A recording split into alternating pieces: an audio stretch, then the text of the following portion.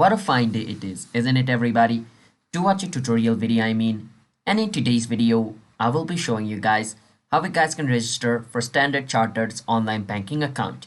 And with that said, don't forget to hit the like and subscribe to our YouTube channel app tutorial. Let's move forward. First step, search for Standard Chartered login and click on the second link over here. Once you do that, it will bring you to this website. And over here, click on where it says open an account.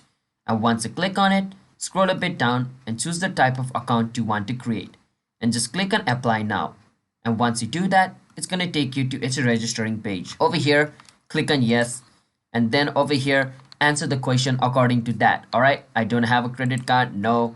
And I'm going to go with a personal loan. And then fill up this form like writing your name and your ID card number and your ID card issuing date, your PAN number, your date of birth, your father's name, mother's name, grandmother's name, all this stuff. Fill this entire form up and at the last just click on OK, next. And basically it will still ask you for some more info. After providing all the info, you should be registered for Standard Chartered's online banking account. So don't forget to hit the like and subscribe, and bye bye everybody.